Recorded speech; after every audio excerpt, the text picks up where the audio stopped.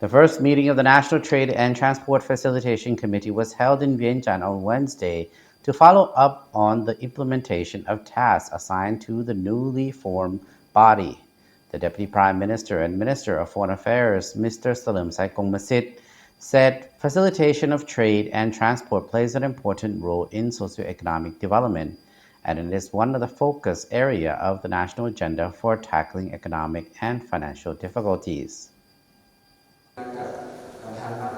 Deputy ministers of various ministries, deputy governors of the Bank of the Lao PDR, deputy mayor of Vientiane, and deputy governors of various provinces who have been appointed as chairperson for the Central and Provincial Trade and Transport Facilitation Committee participated in the first meeting.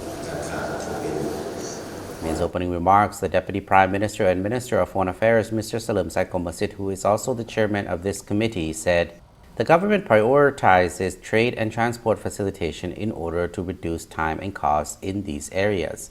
As a result of this effort, the government decided to merge the two trade and transport facilitation committees into a single body through the decree number 145/PM dated March 14, 2023. The combined body will focus on the mechanisms of coordination and on solving various problems through easier and more flexible steps." According to the chairman of this committee, the merger of the two committees with different work scopes and priorities and also the two units may lead to challenge in some aspects. But with the same objective of facilitating trade and transport, it will contribute to reducing costs and increasing the speed of transporting goods and providing services. The Deputy Prime Minister and Minister of Foreign Affairs, Mr. Salim Saikommasit, called on members of the Central and Provincial Trade and Transport Facilitation Committee to come up with a strategic cooperation framework that can lead to solutions to trade and transport issues in order to derive benefits from the regional linkage of logistics and transport sectors. At the same meeting, representatives from various provincial trade and transport authorities briefed the Deputy Prime Minister regarding trade and transport problems at some international checkpoints of different provinces.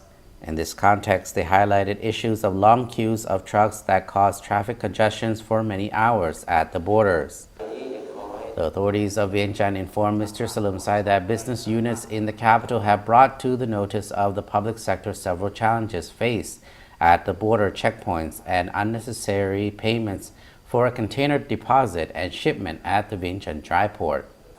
During the meeting, Minister of Industry and Commerce, Mr. Malaitong Kommasit, who is also the Vice Chairman of the National Trade and Transport Facilitation Committee, highlighted achievements in trade and transport facilitation in recent years and outlined the action plan for the last 6 months of 2023. The Deputy Minister of Industry and Commerce and the head of the Secretariat of the committee, Dr. Manutong Wongsai, spoke on the role, responsibility, and work plans of the body at the central and provincial levels. A number of business people, ambassadors, diplomats, and representatives of development partners of Laos made comments related to existing challenges and problems in order to help the government find solutions to these issues.